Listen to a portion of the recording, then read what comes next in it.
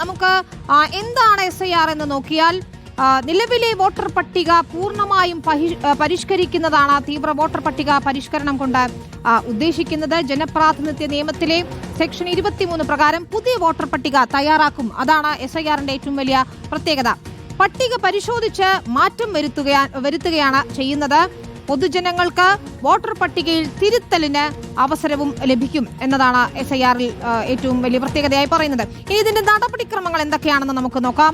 2022ലെയും 2025ലെയും voter പട്ടിക താരതമ്യം ചെയ്യുകയാണ് ചെയ്യുന്നത്. 2022ലെ അപേക്ഷിച്ച് 2025ൽ 53.25 ലക്ഷം വോട്ടർമാരാണ് കൂടുതലുള്ളത്.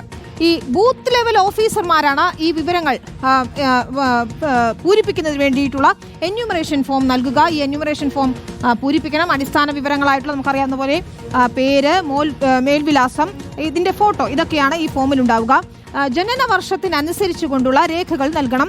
2022ലെ SIRൽ ഇല്ലാത്തവരാണ് രേഖകൾ നൽകേണ്ടതെന്ന് കൂടി ശ്രദ്ധിക്കണം.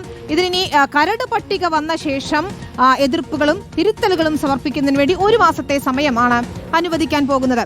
ഇനി നമുക്കറിയാം 1987 മുൻപ് ജനിച്ചവരാണെങ്കിൽ എന്ത് ചെയ്യണം എന്നൊരു സംശയമുണ്ടാകും.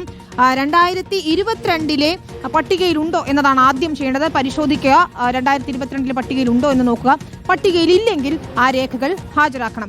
ഇനി 1987നും 2004നും ഇടയിൽ ജനിച്ചവരാണെങ്കിൽ അവർ സ്വന്തം രേഖകൾ ഹാജരാക്കണം. രക്ഷിതാക്കളുടെ രേഖകളും ഹാജരാക്കണം. 2004ന് ശേഷം ജനിച്ചവരാണെങ്കിൽ അവർ സ്വന്തം രേഖകൾ ഹാജരാക്കണം. ഒപ്പം മാതാപിതാക്കളുടെ രേഖകളും ഹാജരാക്കണം എന്നതാണ്. അപ്പോൾ കരട് വോട്ടർ പട്ടിക പ്രസിദ്ധീകരിക്കും. അതിൽ എന്തെങ്കിലും പരാതികളുണ്ടെങ്കിൽ 1 മാസത്തെ സമയവും അനുവദിക്കുമെന്നതാണ് പ്രത്യേകത. ഏതായാലും തീവ്ര വോട്ടർ പട്ടിക പരിഷ്കരണത്തിനെതിരെ കേരളം നേരത്തെ തന്നെ നിലപാടെടുത്തിട്ടുള്ളതാണ്.